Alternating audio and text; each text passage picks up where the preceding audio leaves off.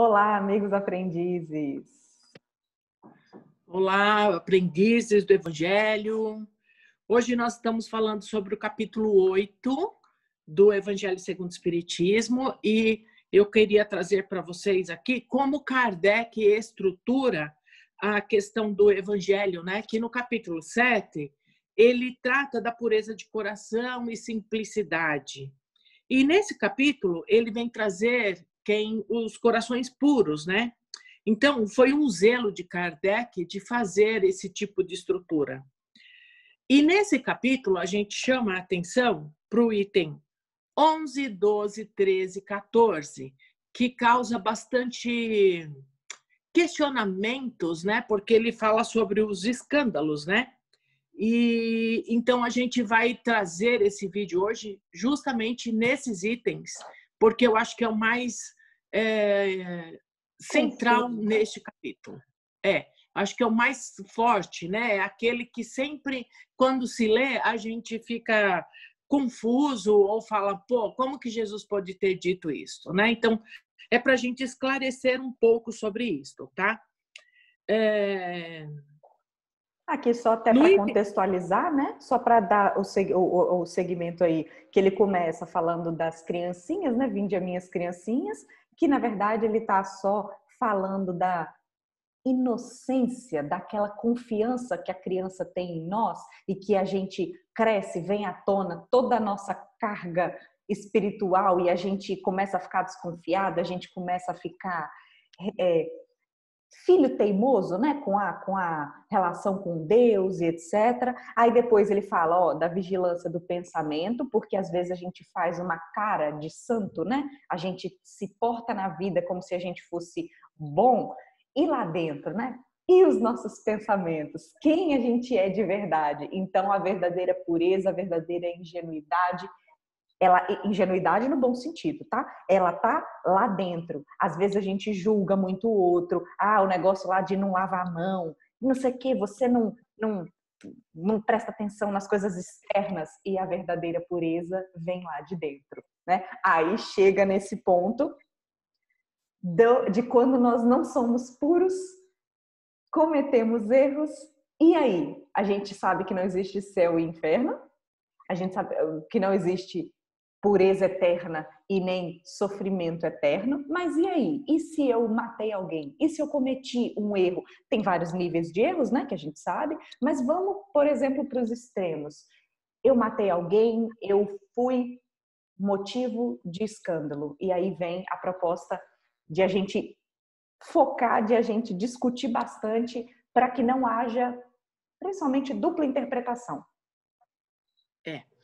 E aí, assim, ó, significado da palavra escândalo, lá na época de Jesus. Então, ele significava aquelas armadilhas de mola, sabe? Que, no geral, se tem interior, né? Onde se tem gado, onde se tem... que seria para o gado não fugir, tá? Mas na questão de que Jesus usa, então, ele causava um tropeço. E aí, no geral, os animais, né, eles não vão porque ele pode se quebrar a perna. Eles são mais inteligentes que a gente. E no caso daquilo que Jesus entendem utilizou... o aviso, né? Eles entendem o aviso então, e a gente não entende os avisos. Exato. Ele tinha a intenção de enganar os outros. Então, quando Jesus usa o escândalo, ele está falando assim, olha, não engane, não faça para os outros aquilo que você não quer que faça para você, não engane o seu próximo, né? Se mostrando isso, né? Ser puro, bonzinho, mas lá dentro você é aquele que está querendo dar o bote, né?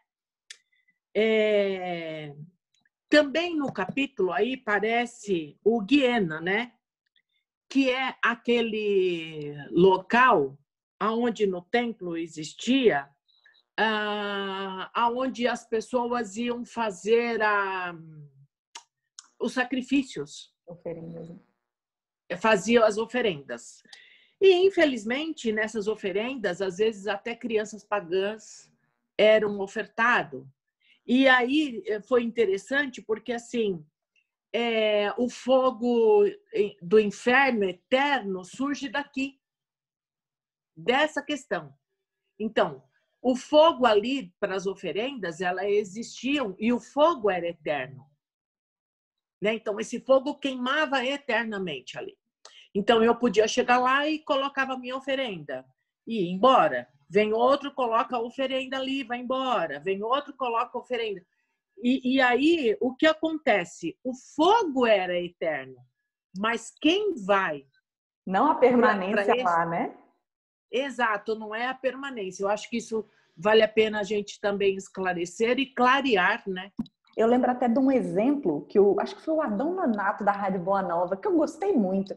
Ele falou assim: a quinta série, por exemplo, a quinta série existe, ela sempre vai estar lá, ela é eterna. Só que nós passamos por ela uma vez, ou se a Exato. gente repetir de ano, ela vai estar lá para quando a gente precisar dela. Então a gente vai passar por ela, mas sempre vai haver aquele estágio, sempre vai haver aquela série para a gente passar por ela. Então a quinta série é Legal. eterna, mas a gente passa. Exato, olha, exemplo fantástico que você deu. É bem isso mesmo. Então, o fogo do inferno é a mesma coisa, né? A gente passa, né? Ninguém é eterno ali. E como a gente falou lá do escândalo, né? Que pessoas que querem enganar, que querem... hoje ainda tem, né? Nós temos pessoas que usam em nome de Deus para atrapalhar a vida do outro, né?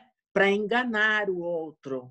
Seja por inveja, ciúmes, ou às vezes até por obsessores, né?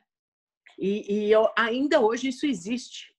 Infelizmente, principalmente a gente vendo televisão, né? A gente, mesmo sendo longe da nossa realidade, né? Pelo menos nós que estamos aqui, fica parecendo que é coisa de novela, né? Coisa de filme, mas infelizmente ainda existe muita maldade em muitos níveis. E aí existem, né? Esses casos mais extremos e mais externos. E claro, todos nós temos os nossos escândalos menores, né? Nem por isso são afinados com a lei divina. São quebras da lei divina que a gente comete, mas já estamos num caminho de nós nos assustarmos com a maldade que ainda existe no nosso planeta. Exato. E também, né, as pessoas, na época de Jesus e ainda hoje, utilizam do medo para subjugar o outro, né? Muito. Então, na época de Jesus, as pessoas era um Deus que causava pânico, medo nas pessoas, né? Porque era um Deus Vingativo. maldoso, vingativo, né? E as pessoas não conheciam. Hoje, graças a Deus, com a doutrina, né? Isso veio abrir um leque, né? De conhecimento, onde a gente sabe que Deus não é isto. Mas ainda há aqueles menos desavisados, né? Que ainda tem medo. Né? Então, a tarefa que Jesus teve no planeta foi de fazer com aqueles irmãos que se chegassem até ele libertar aqueles companheiros do medo que tinha de Deus vingativo. Apresentar um Deus de amor, né? Exato. Olha que tarefa árdua que ele teve, porque imagina, né? Hoje é fácil da gente falar, não, gente, Deus não é assim, porque a gente vai pesquisar, vai ler e tudo mais. Mas e naquela época? E olha que mesmo hoje, sendo fácil de falar, muitas pessoas ainda não conseguem sentir esse amor de Deus. Como Deus é amoroso, sendo que existe tanta maldade? Ou como é que Deus é amoroso se parece existir tanta injustiça, né? Mas nós, na doutrina, conhecemos todos os caminhos, todos não, conhecemos alguns caminhos pelos quais a lei divina se manifesta entre nós. Exato. Então, quando Jesus falava assim, se algum escandalizar um desses pequeninos que crê em mim, melhor seria atar um nó no pescoço e lançar-se ao mar. Então, quando, além de Jesus, né, mostrar para as pessoas, olha, Deus não é assim, ele não é vingativo, ele é amor, ele é isso, ele é aquilo, ele ainda tinha que cuidar desses companheiros, né, abraçar esses irmãos, de tal ponto que livrar eles daqueles rabis, né, que eram tão poderosos na época, eles tinham poder na mão, né? Então, Jesus tinha essa questão de cuidar disso também.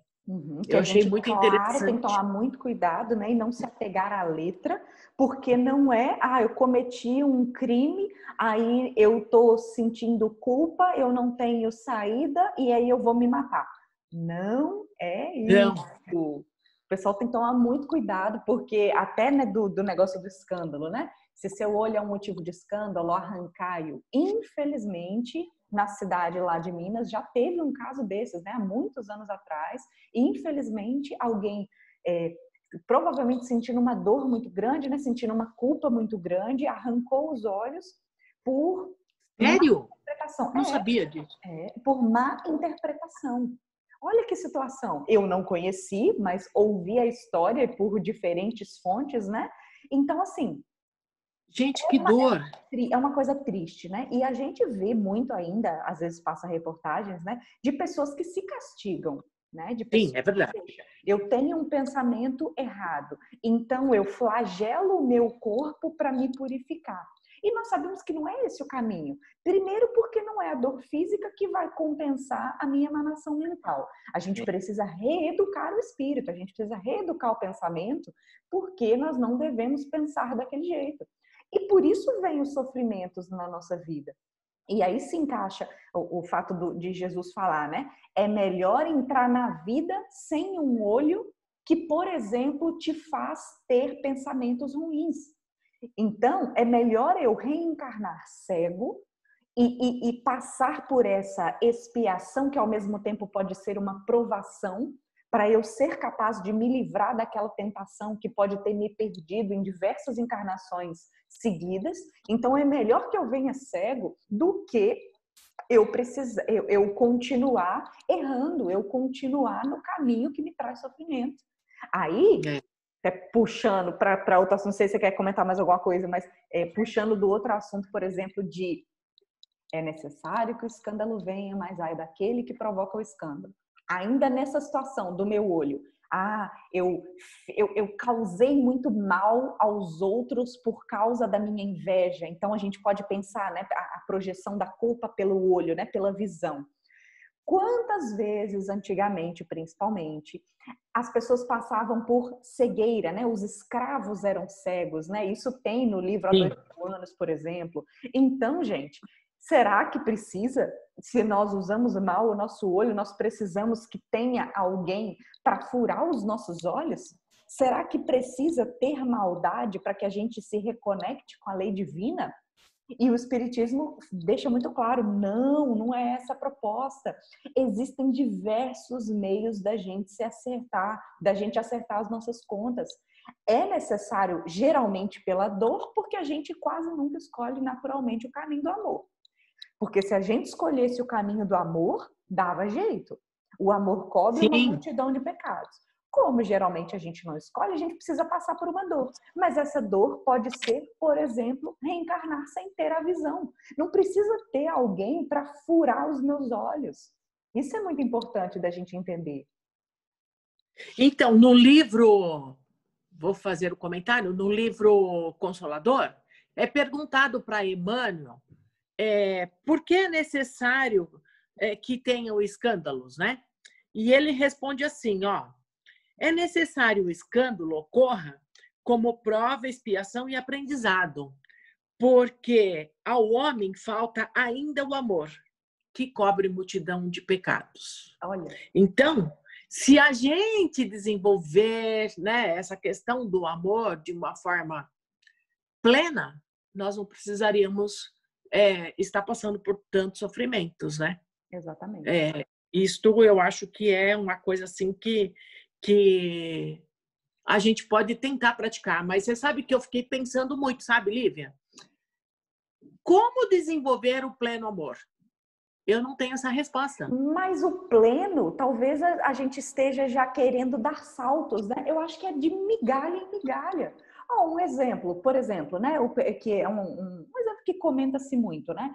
As pessoas têm a impressão assim, ai, eu cometi muitos abortos na vida anterior, então agora eu tenho que passar pela perda de criança. Às vezes eu tenho que desejar muito engravidar e aí eu não consigo, eu perco a criança, ou então eu não consigo ter filho e fico nesse sofrimento, né? Por que que precisa ser assim? Por que que eu não posso vir já com a missão planejada, né, e executar, de criar uma assistência a crianças órfãs? E aí eu dou aquele amor de mãe a essas crianças, o amor de mãe que eu optei por não doar nas vidas anteriores, né? Então, é uma transferência por amor. Agora, se eu faço uma obra social e boto tudo para funcionar e cuido com carinho, eu posso não ter o amor, esse amor pleno, né, dentro de nós, dentro de mim, por exemplo, mas eu estou exercitando de alguma forma. Então, assim, eu estou começando, sabe? Porque eu falo assim, né? A minha mãe, por exemplo, é uma que fala que, não, eu não amo, eu não... Porque a expressão do amor dela é por meio do cuidado.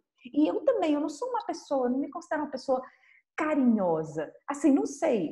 E não é só isso. O amor não é isso. O amor é cuidado, o amor é atenção. E às vezes a gente começa de fora para depois interiorizar. A gente começa colocando a mão na massa, às vezes em trabalho voluntário, né? Às vezes você não tá assim, não sei se eu tô fazendo bem, mas tô aqui, tô no trabalho ativo. E aí a gente vai despertando lá dentro. Então é um processo, é uma caminhada. Eu gostaria de colocar aqui uma coisa que eu achei interessante, que Kardec, ele diz assim, que não é necessário que a gente tenha uma inteligência acima do nível para entender o Evangelho. Mas é necessário que a gente tenha um pouco de moral, o senso de moralidade. Então, se a gente tiver um pouco do senso moral, a gente começa a caminhar para entender o Evangelho que ele traduziu para a gente, né? Eu achei isso fantástico e eu acho que vale a pena a gente estar colocando. Porque esse ponto de moral já é essa humildade de espírito, pelo menos um pouco de humildade de espírito. Porque se a gente tem alguma moral e ética, significa que a gente se importa com o outro. Então, é esse despertar da nossa essência, da nossa humildade. E aí, aquele negócio, né, que o Emmanuel fala que o espírito tem duas asas. Moralidade e inteligência. A nossa geração está com a inteligência assim e a moralidade lá embaixo. Porque o outro caminho é... Então, tem equilíbrio, né? Senão a gente cai. A outra aquisição, a aquisição do amor, é muito mais difícil do que a aquisição dos conhecimentos materiais. Sim, e aí, é verdade. Quando a gente tem a inteligência muito desenvolvida e não tem o aspecto moral, como você comentou, que o Kardec destaca, a inteligência pode despertar ganância, desconfiança. Então, não porque eu sei que é assim porque as leis da física me provam que são assim, e não tem aquela boa vontade, né? Que o Kardec até fala nesse capítulo, que o Espiritismo procura homens de boa vontade, porque a boa vontade é esse despertamento moral que a gente tem no coração, e aí o Evangelho encontra um terreno fértil. Então, Emmanuel também no livro Pensamento e Vida, ele discute a questão da mente. Eu achei interessante. E ele diz assim, que a mente é igual a consciência desperta. Né? Consciência desperta. E a consciência, ela é maior do que a mente. Mas para isto, a gente precisa do coração. Que a gente precisa, através do coração, a gente passar e transmitir essa consciência desperta. Eu achei interessante isso, sabe? Achei muito legal. Um ciclo, né? Porque adquirir informação também nos ajuda a abrir o coração. Só que adquirir a informação, como a gente fala, né, com o coração aberto, com os olhos de ver, né? Veja que tem olhos de ver, escute quem tem ouvidos para ouvir, depende do sentimento despertado. Então, quem busca, por exemplo, pode deixar ela, tá querendo... Meu Deus do céu! Gente. Ela quer aparecer aqui no vídeo, meu Deus! Isso. Ela quer companhia também. E aí, quando a gente faz o nosso processo de autoconhecimento não é um processo da razão só. Tem que ter uma união, que por isso, né, consciência desperta, tem que ter, não é raciocínio, né? Como é que eu falo? Tem que ter sentimento e tem que ter lucidez. Eu acho que seria isso. Então, ele traz aqui emoção. os três tipos, né, que ele trabalha, que é a mente, coração e cérebro. Porque o cérebro, ela é a ondulação. Entendeu? Ou seja, tem um efeito físico acontecendo porque nós estamos encarnados. A mente é do espírito. O cérebro tem um tanto de processos químicos e elétricos aqui que fazem esse espírito se manifestar na matéria. Então, Exato. Por isso, afinal, que é importante a gente cuidar da nossa saúde, né? Porque, por exemplo, alguns tipos de depressão, de distúrbios podem ser orgânicos. É um hormônio que está desajustado, é uma parte física que não está funcionando bem e compromete a manifestação do espírito na vida. Por isso a gente cuidar da nossa saúde, o equilíbrio, né? Físico, mental, emocional, espiritual, buscando o nosso equilíbrio para cada vez cometermos menos escândalos e precisarmos passar pelo escândalo diretamente para nos ajustarmos com a lei divina. Porque a gente não vai ter no futuro não vai ter se comprometido com a lei, que é quando a gente comete os erros, os vacilos, mesmo que seja por pensamento. Voltando ao que está escrito um pouquinho antes. Cometer erros não são só erros externos. A gente pode parecer a pessoa mais santa do mundo. Se os nossos pensamentos são egoístas, orgulhosos, invejosos, a gente está aqui com a aparência bonita, mas com o perispírito escuro, né? A nossa emanação mental, nossa emanação espiritual não está boa, não. E isso dita a nossa sintonia espiritual. Por isso é importante o pensamento. Então, mas sabe o que é legal, Lívia? Que mesmo que se a gente estivesse sentindo assim, a gente tem jeito, né? A gente pode cuidar, a gente pode modificar ainda nessa encarnação, né?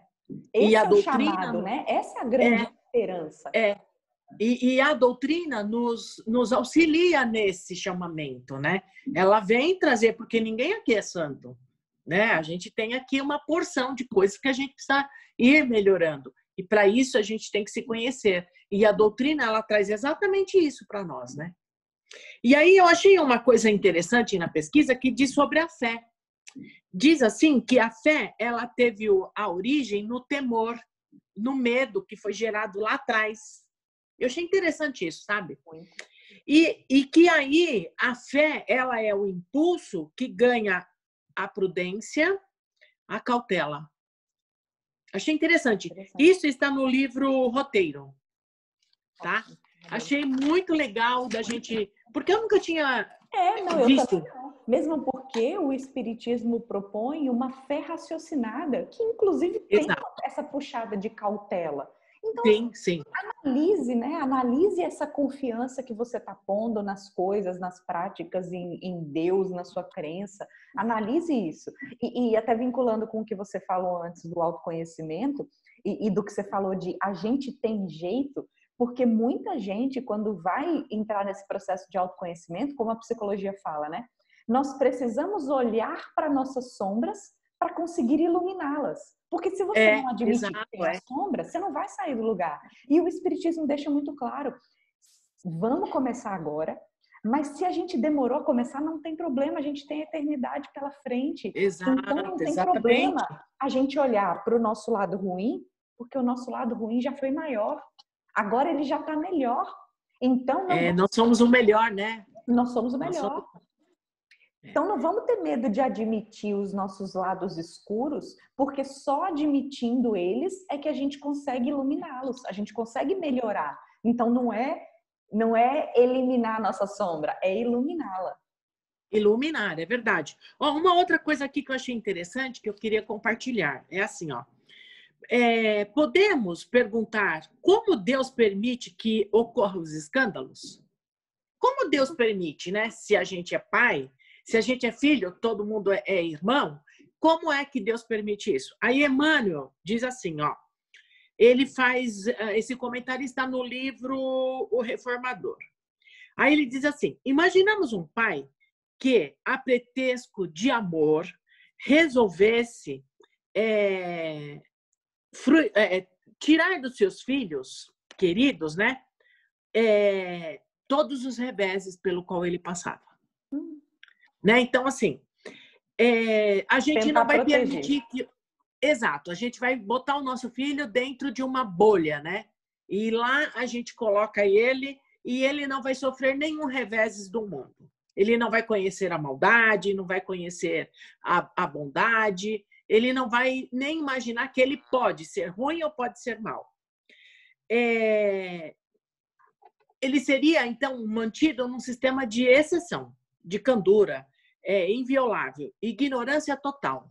E aí, como que este ser iria passar pelo processo de evolução e de educação? Ele iria passar, talvez, uma encarnação sem... Iria ser uma encarnação perdida, né?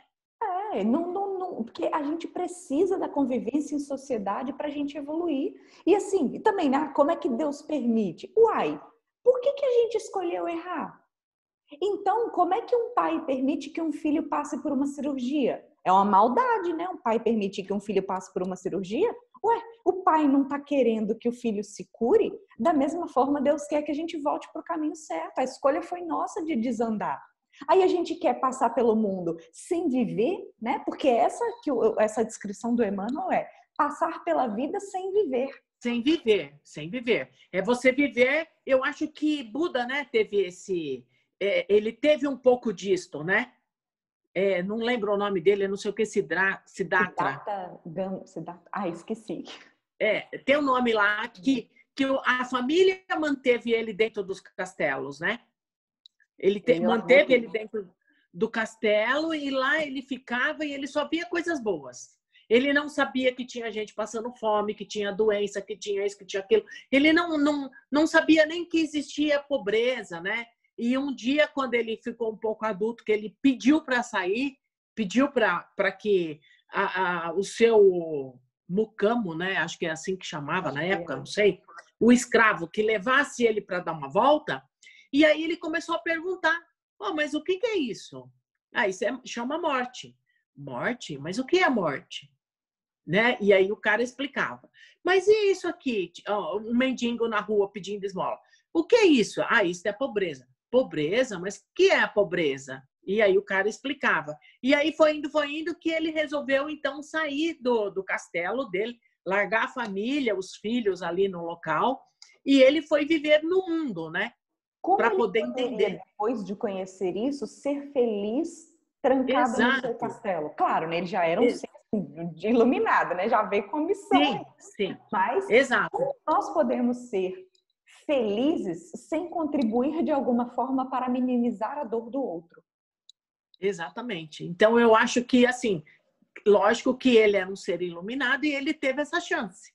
Agora, a gente, pobre e mortal, que a gente não dá para a gente colocar os nossos filhos numa redoma de vidro e achar que nada vai atingir, porque uma hora ele vai sair pelo mundo. Pelo contrário, né? É educar para preparar para viver no mundo da melhor forma possível, escolhendo bem os passos, tendo consciência das suas ações.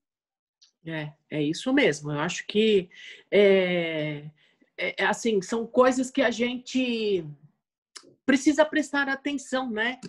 Tem uma coisa bem legal aqui que eu achei também, que é assim, que em geral nós somos viciados em escândalos. E por isso eles se repetem. Não é isso que dá ibope na televisão? Pois é. Sabe? E aí, assim, perguntado, como que faz, então, para romper esse vícios de escândalos? E aí, novamente, vem que somente o amor pode romper essa questão dos escândalos. E aí cabe a cada um de nós fazer novas escolhas a cada dia pensando no amor. Então, é como o meu pai fala, viu um negócio de crítica, de escândalo, não curte, não compartilha, porque aí a gente está rompendo por meio do amor. Exatamente. Até porque a gente não sabe se a gente... A não ser que pesquise, né? Porque se você não pesquisar se é real ou não, a gente Isso, inclusive, é crime, né? Em crime. E estão divulgando cada vez mais, porque esse aspecto da rede social tem causado um problema imenso, inclusive de julgamento. A coisa não é só por causa de uma informação, uma pessoa inocente pode morrer pelo julgamento. Não, morreu, né? Que fazem. Aqui, não, aconteceu várias vezes, né? Aqui no litoral de São Paulo houve uma senhora que foi. Cuidado que a gente tem que ter com isso, enorme, enorme. E cabe a nós, a gente pode fazer algo por isso. Não curta e não compartilhe. Se você quiser analisar, analise a história, mas deixa a justiça fazer o papel dela. Não cabe a nós fazermos justiça pelo que outra pessoa fez. É aquele negócio. Campanha pela vida, cada um cuida da sua. Exato. E aí, assim, né? A gente pode ajudar como? Vamos fazer as nossas preces, nossas vibrações de amor. Vamos, dentro do nosso lar, a gente trazer essa questão dessa clareza, né? Para os nossos filhos, para os nossos netos. Aqui em casa já é neto, né? Porque filho já é adulto e eles já andam com as próprias pernas. Então, na medida o que eu errei... contaminar positivamente os ambientes com os quais a gente convive, ambiente de trabalho, falar sobre o bem e dar exemplos no bem. Esse é o nosso papel que nos cabe. Quem pode ir além, quem pode se envolver em alguma organização, de verdade, a organização que planeja ações no bem, que consegue fazer algo a mais, ótimo. Então, busquemos cada um fazer a nossa parte, principalmente não atrapalhar. Né? Não ajuda, também não atrapalha e fica nas suas preces, né?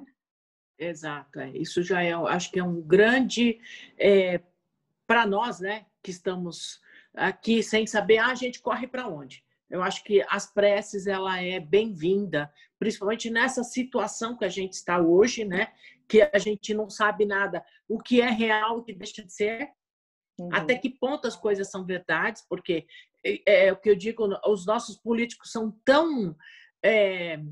e aqui a gente não está aqui para julgar nem nada, mas assim, a gente tem tantas dificuldades de compreender justamente pelas coisas que a gente vê de enganação, então fica muito difícil a gente recorrer a quem?